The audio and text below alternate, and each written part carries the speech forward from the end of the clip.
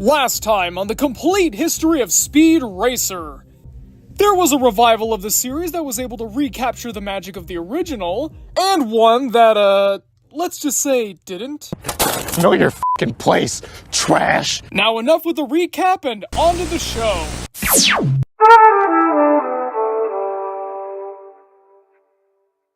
Speed Racer had already conquered the manga world and the world of television, but not yet the world of the silver screen.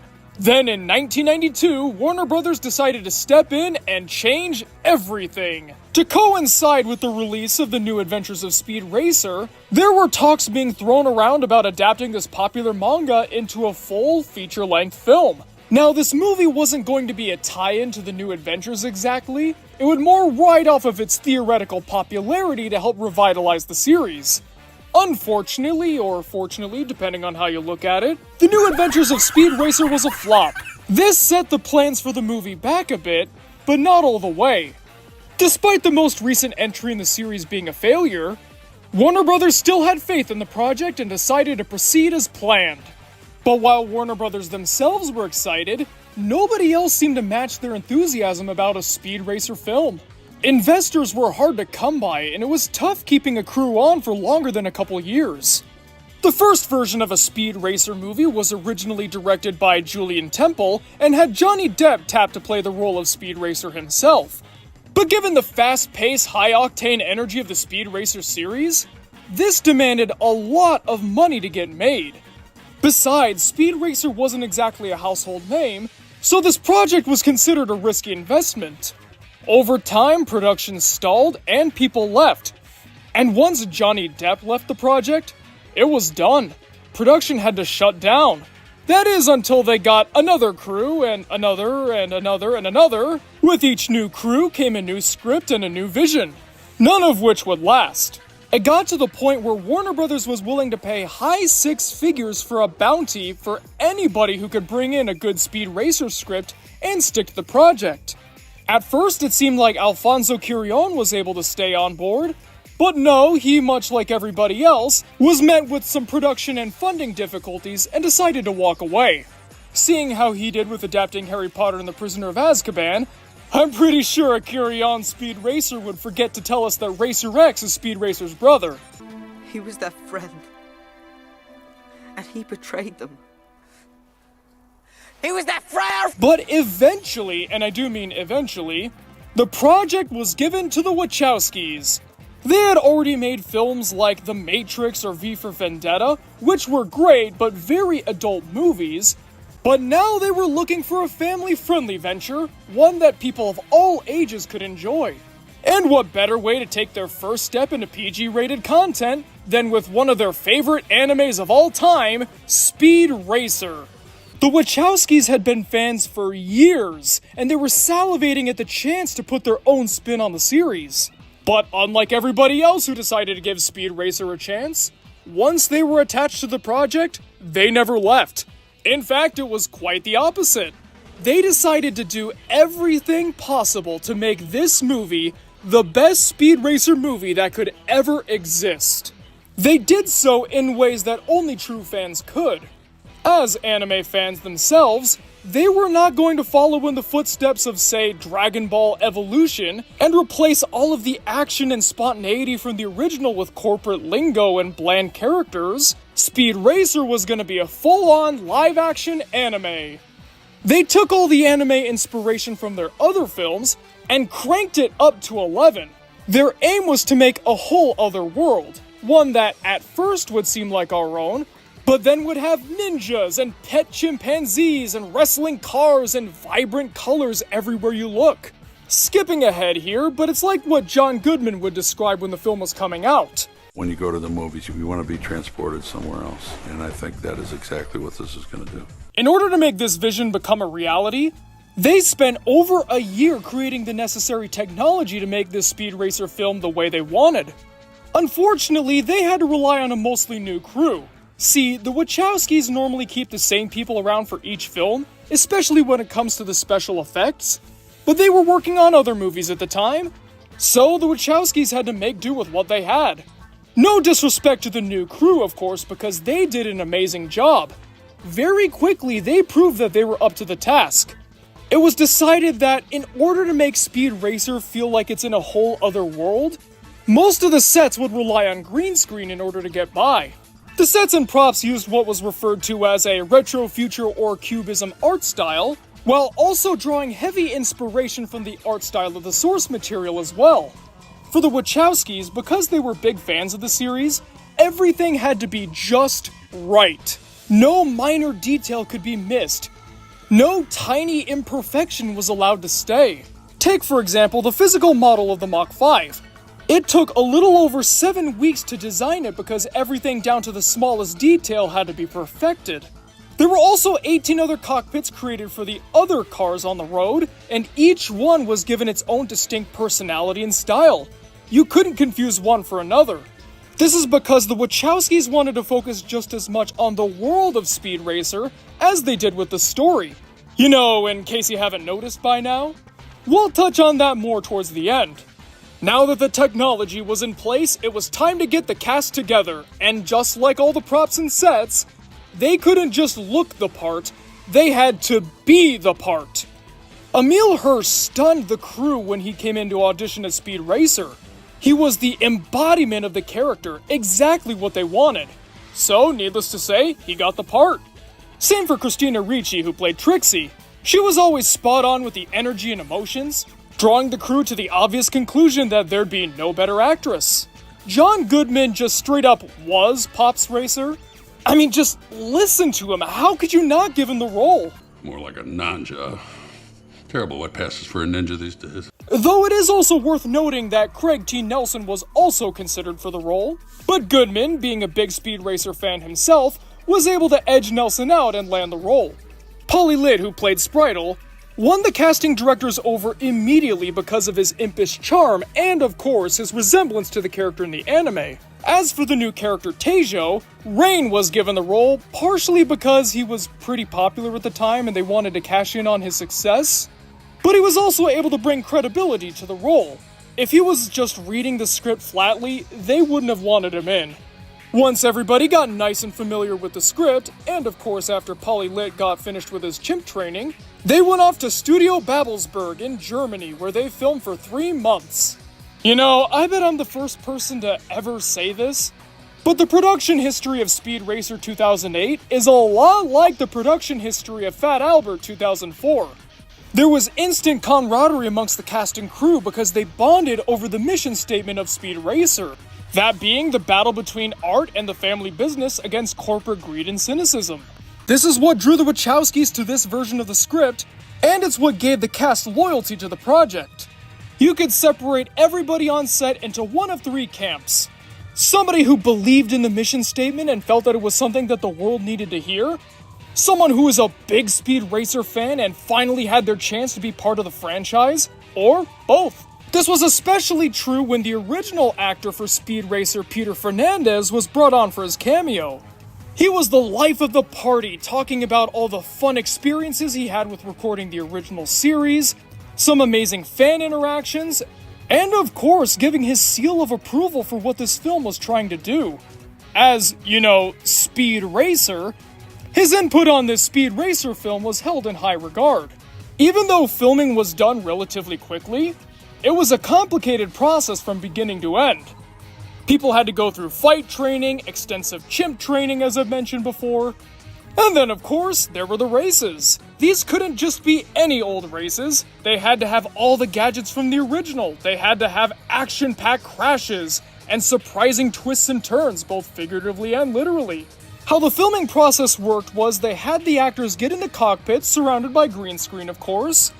They would have them act along as if they were going through a real race. Meanwhile, they would have somebody off-screen playing a video game of sorts on a small screen, yelling to the actor what happened on screen and having them react accordingly. A similar thing happened for the regular scenes as well. There would be a small frame of reference shown on a very tiny screen for the actors to see what the set would look like.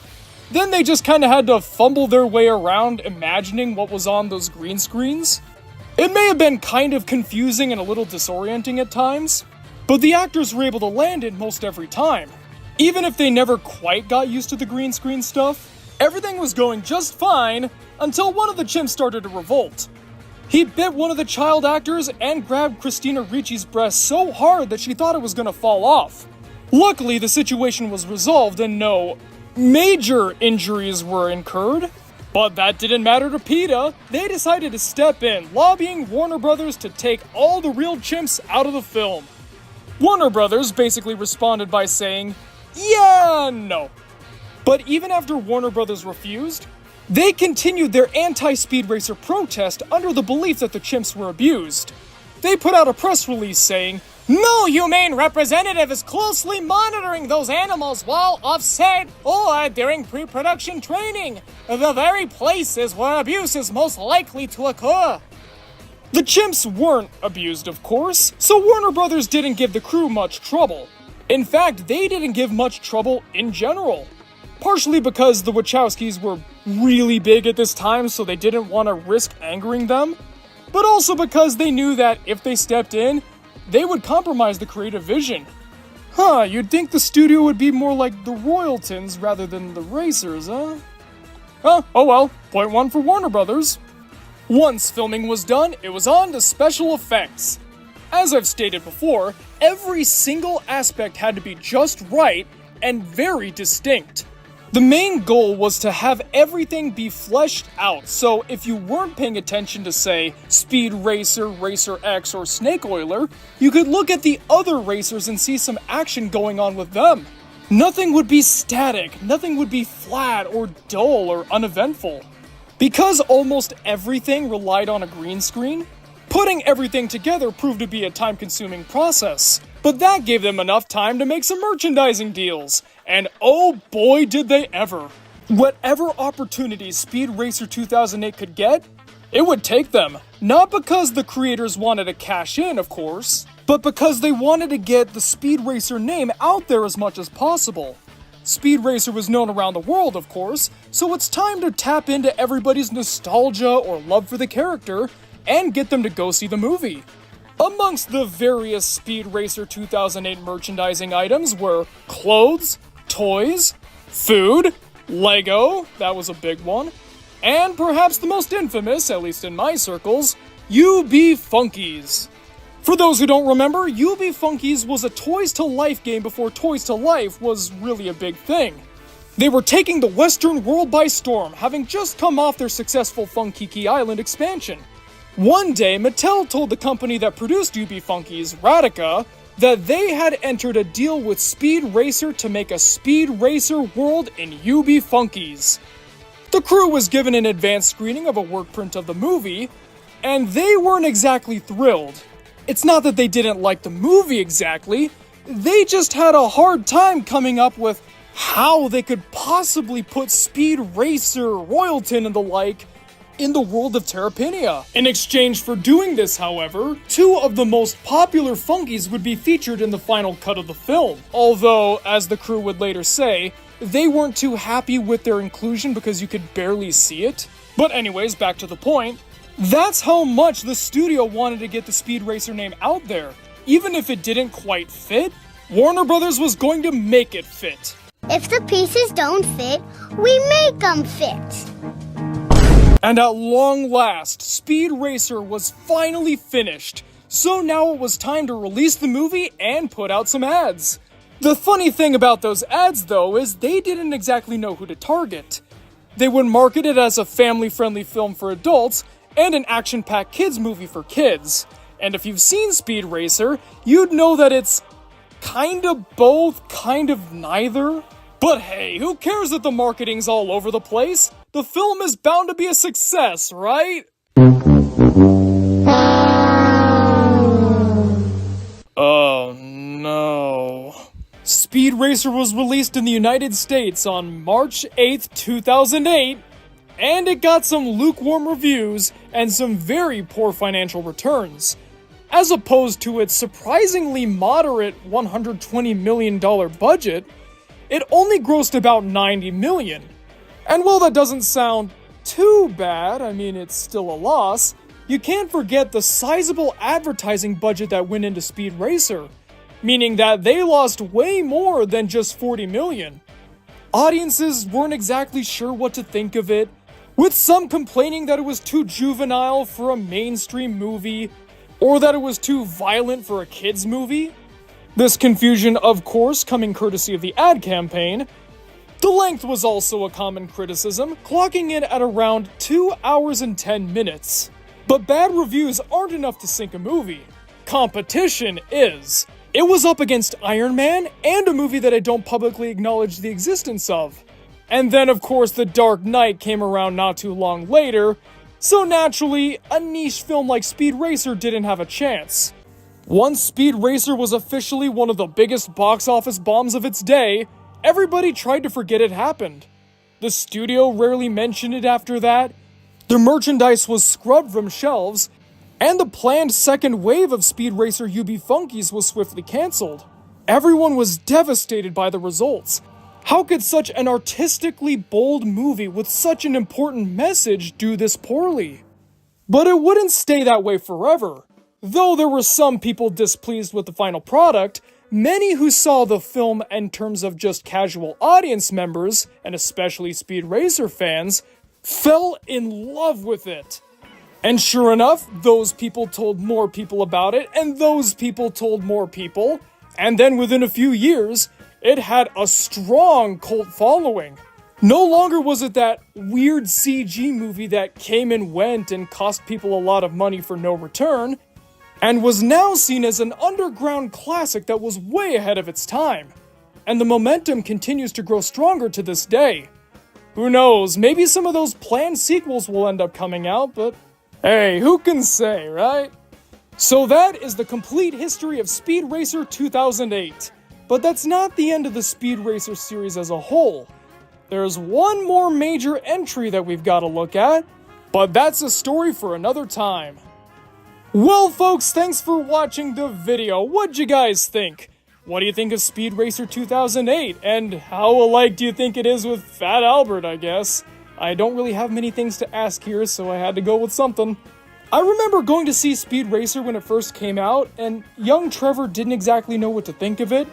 But then, of course, I saw it years later, and yeah, it blew my mind, simple as that. Anyways, comment below and let me know because I'm always excited to hear what you guys have to say. And now it's time to thank our wonderful Patreon people, starting with our Masters of Fate. Chan 11, Drew the Stew, Elisamir Rogers Archer, Kev Messick, Platinum Bass, Quiet Chap, Ryan Williams, Timey and Woody Woo, and now our executive producers, Albert Robinson, Blackjack, H.R. Hoffman, Indiscreet One, Leaf Storm, Ravioli Supremo, Unkale, and who else but Zane. If you two would like your name read at the end of every Media Mementos video, then please consider donating to the Patreon. There's a link in the description below for you to check out. There are also links to the Media Mementos Discord server, as well as the second channel, Media Mementos Extra, where we have behind-the-scenes videos, short clips, and other sorts of subjectively entertaining things. Alright folks, thanks for watching the video and I'll see you guys next time!